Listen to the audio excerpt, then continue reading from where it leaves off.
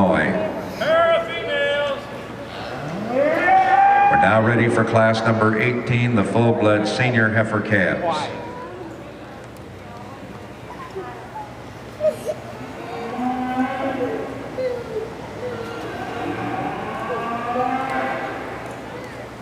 Pair of females.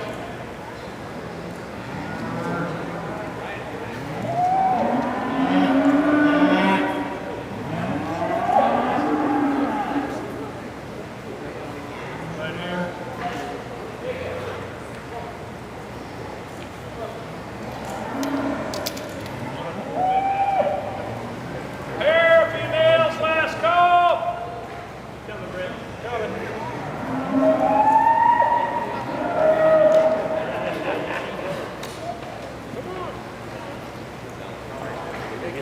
Here we go. One more on there. Go to the other end, please, after this pair. I can't get in. Let's go. Come on, guys. We'll take care of that.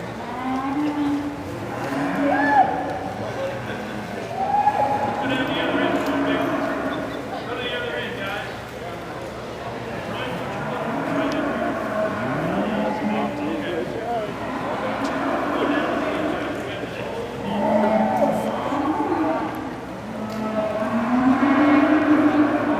We'll be placing the top three, guys. Then your best two head will be next. So if you want to do these for your best two, best two head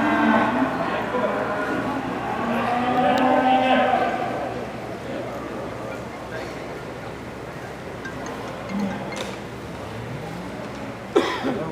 Is that it? Everybody in? Here we go, Joe.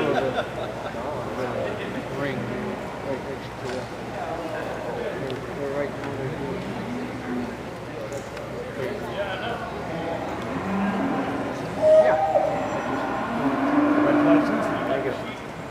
Okay. That kick. It's on. You got it.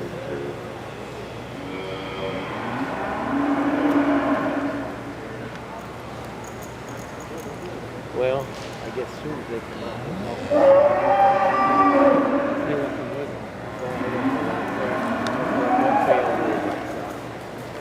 them. Yeah, I'll be with David. That's going to take me.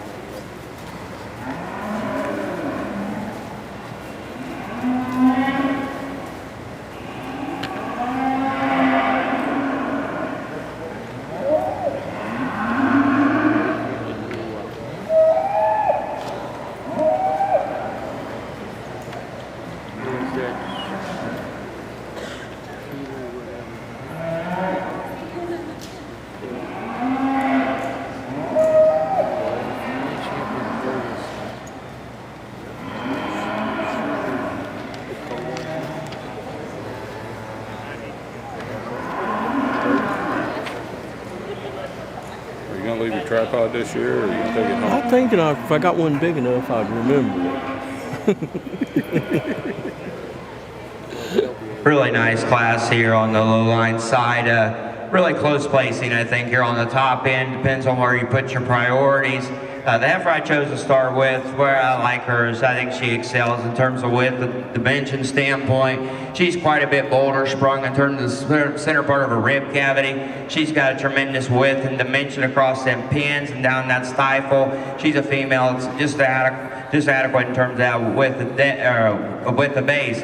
She is a female, I admit. She gets a little coarser, maybe a little more masculine about her front. But then again, when you get any more muscle in one, they're going to have a. I've always been told it takes an engine to pull a caboose. That's the good logic on that heifer there. If I was going to change her, she maybe wants to hock in just ever so slightly, and maybe like to change her right there. She maybe got just a dip there in her loin, just ever so slightly.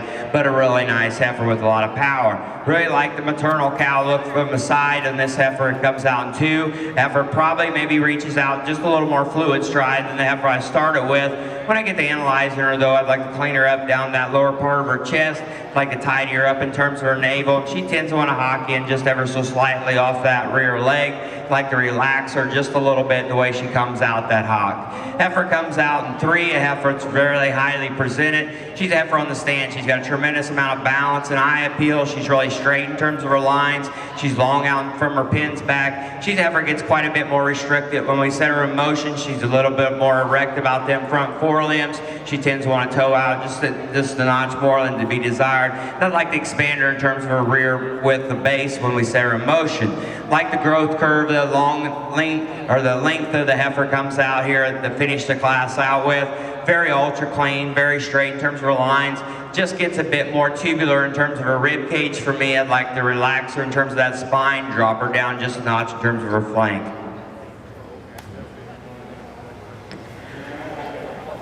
The full-blood low-line female show, class number 18. Your senior heifer calf champion comes out of that. Lot entry number 49. Entry 49 is R.F. Cassie, shown by Riverwood Farms of Powell, Ohio. Reserve champion senior heifer calf is entry 51.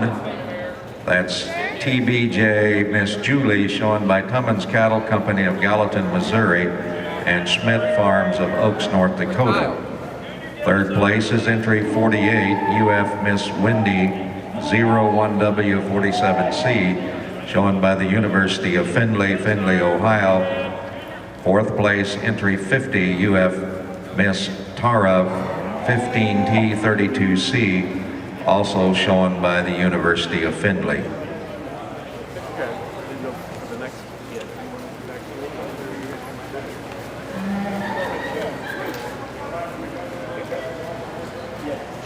Another outstanding division here. Like I said, a lot of give and takes, like where you put your priorities, what kind of scenario you're looking at. The red heifer out of the first class, heifer just extremely highly presented, very fresh in terms of her appearance.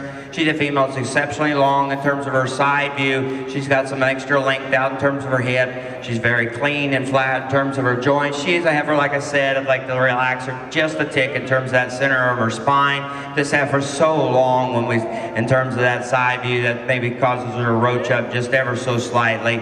But an outstanding cow and extremely highly presented. Heifer out of the second class represents a lot of what I kind of believe in. She's, I think, definitely maternal enough. Looking from the side, she's a heifer that's got that extra amount of width and dimension when we get behind her. She's a female that's got some width through that chest floor. She's got some power in that forearm. Yeah, you'd like to lengthen her out just a little bit in terms of that neck, make her just a little more feminine. But like I said, it takes an engine to pull a caboose. When we're raising these cattle, it takes one with a little more power, a little thicker neck to raise that herd bull. I think she's an excellent female. Just a little bit nitpick, I wouldn't argue if you used any one of these three heifers and flopped them around. But I'll show you which one I like the best. Let's give the exhibitors a round of applause.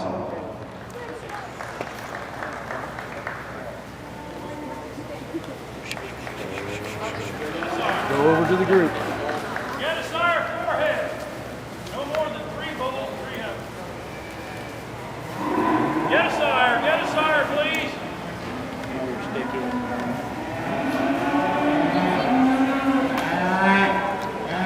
Get a sire. Well, he did have it.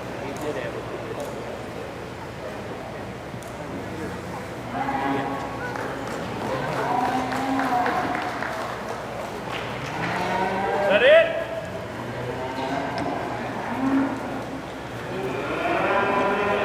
Your senior heifer calf champion is entry number 49.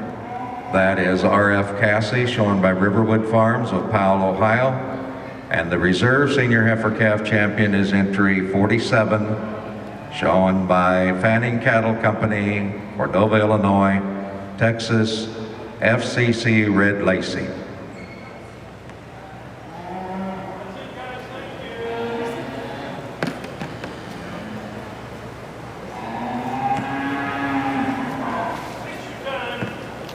Our junior winners on the Red Bull side, 2016 Diamond XL Award goes to Jacob Shooter.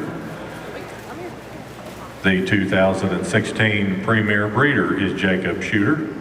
The 2016 Bred and Owned winner is Jacob Shooter. The Ebersol Showman award goes to Emily Cook. The junior grand champion heifer is Jacob Shooter, and the junior reserve champion heifer is Luke Jones.